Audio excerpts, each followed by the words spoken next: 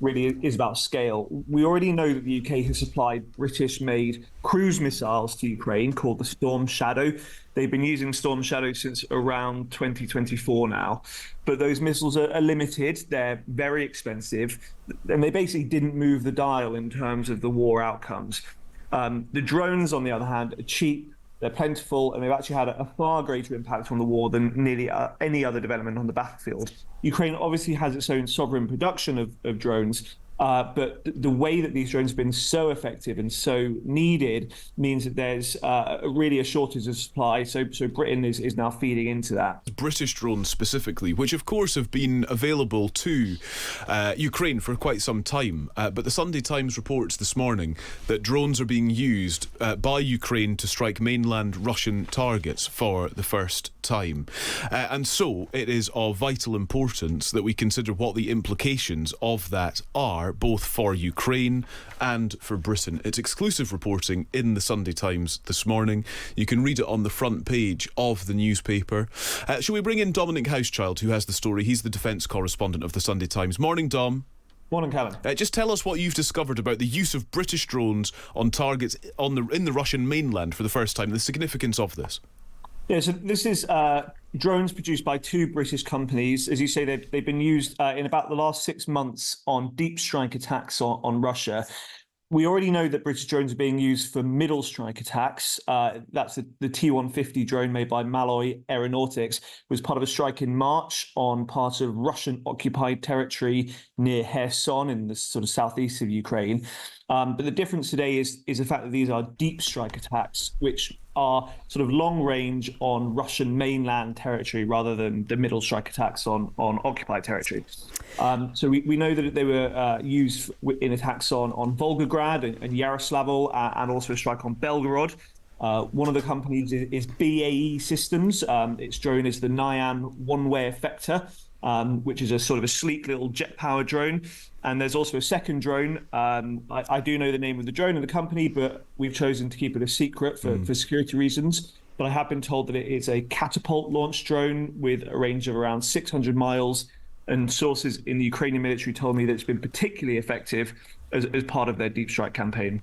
Dominic, Salma here, just jumping in with this. I'm curious as to see what impact do using UK drones in Russia have on the conflict, and what's the fears around it? Well, I think the key distinction here really is about scale. We already know that the UK has supplied British-made cruise missiles to Ukraine called the Storm Shadow. They've been using Storm Shadow since around 2024 now.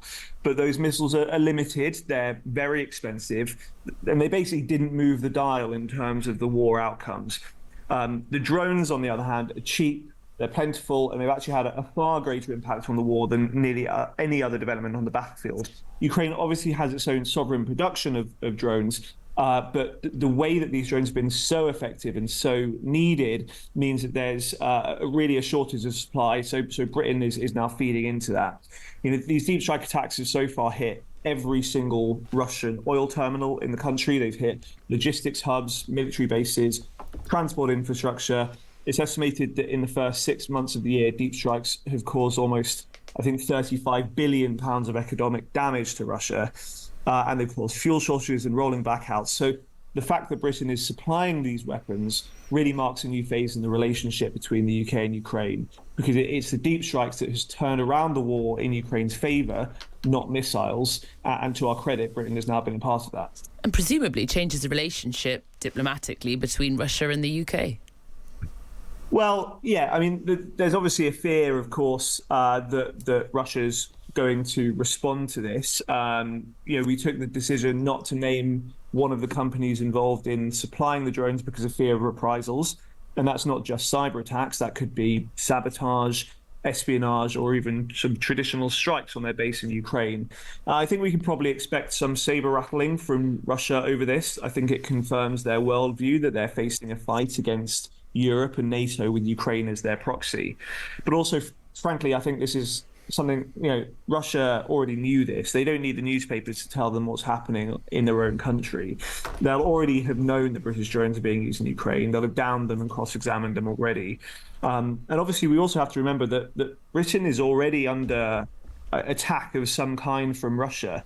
The head of GCHQ said earlier this year that the UK is under daily cyber attack from hostile powers, including Russia. And there have been countless examples, I'm sure you discussed them on this show, of Russian interference on British soil, meddling with undersea cables, attempted sabotage on our infrastructure, for example. So it's nothing new. I don't think this is necessarily going to completely change the relationship between Russia and Britain. But I'm sure that the Kremlin will use this to their advantage. And has the UK written Ukraine a blank check for these drones?